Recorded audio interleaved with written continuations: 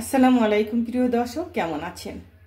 কড়াইটা গরম দেওয়া হয়েছে, নিচে লাল হয়ে গেছে। আপনারা যে যেখান থেকেই দেখছেন ভিডিওটা, ভালো থাকবেন, সুস্থ থাকবেন। আমি এখন তেল ঢেলে দিচ্ছি।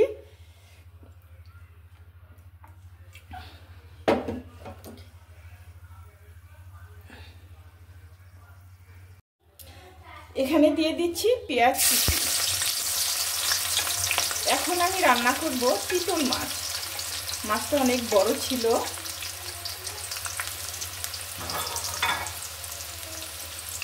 দিয়ে দিচ্ছি কাঁচামরিচ কাঁচা।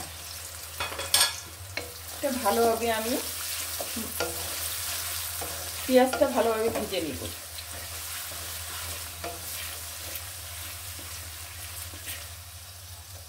মাছটা আমি ভালোভাবে ধুয়ে লবণ দিয়ে ধুয়ে রেখেছিলাম, তারপরে আমি লেবু কেটে দিয়েছি। লেবু চিপে দিলে লেবুর গন্ধটা মাছের গন্ধটা থাকে না, সেটা একদম বোঝা যায় না যেটা মাছ।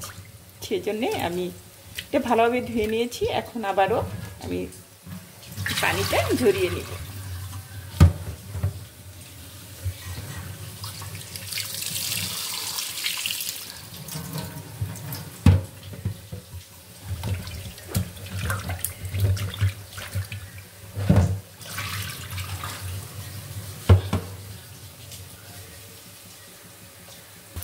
এখানে আমি একটু পানি অ্যাড করছি।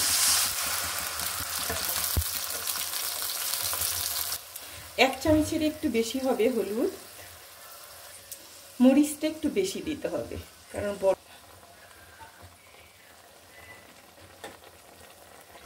ধনিয়া গুঁড়ো হাফ চামচ, জিরে গুঁড়ো উঁচু করে 1 চামচ, স্বাদ মতো লবণ।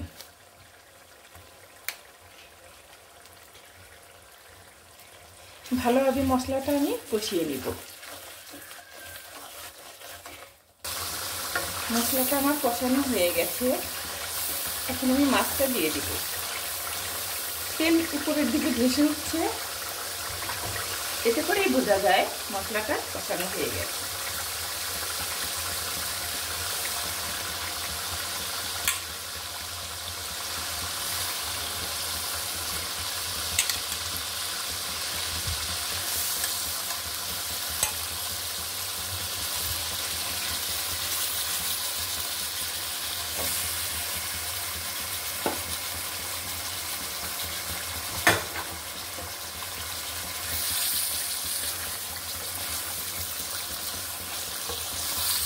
আমি একটু উল্টিয়ে দিব, পরে উল্টা পাল্টা করা যাবে না। এখনই যা করতে হবে।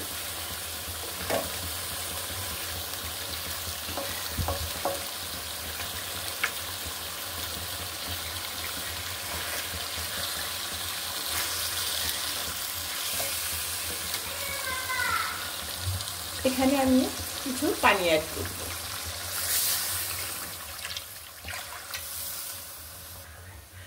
পানি দেওয়া শেষ হয়ে গেছে, আর দিতে হবে না কিছু। এখন আমি ঢেকে দিব। এখানে আমি পেঁয়াজ পাতা ধুয়ে রেখেছিলাম কেটে, সেটা দিয়ে দিচ্ছি।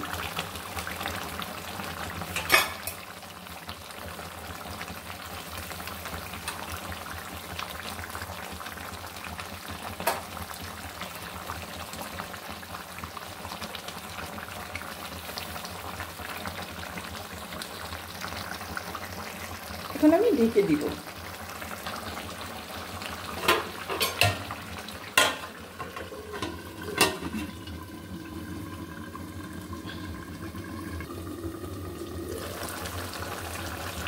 আর একটু হবে।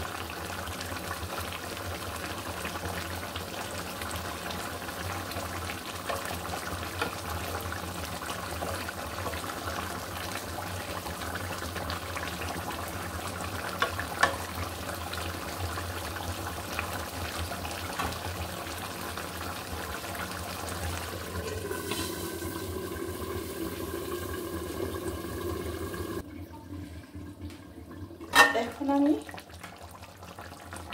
জিরে ভেজে তারপরে গুঁড়ো করে দিচ্ছি। এটা ফ্লেভার আসবে অনেক, খেতে অনেক টেস্ট লাগবে।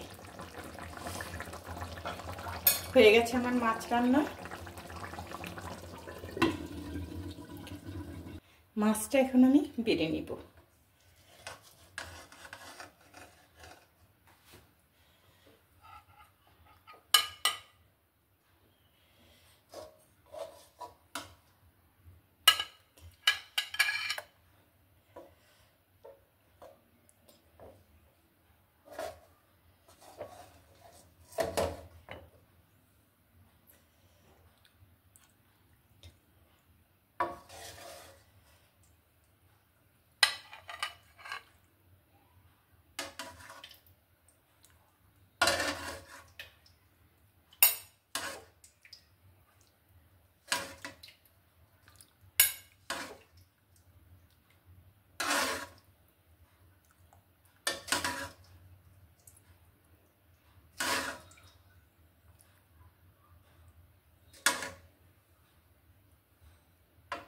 রেসিপিটা যদি ভালো লাগে আমাকে কমেন্ট লাইক দুটোই দিবেন।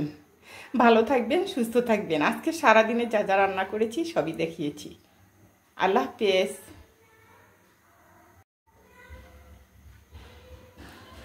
আসসালামু আলাইকুম। যে যেখান থেকে ভিডিওটা দেখছেন ভালো থাকবেন, সুস্থ থাকবেন। আমাকে লাইক কমেন্ট দুটোই করবেন। আল্লাহ হাফেজ।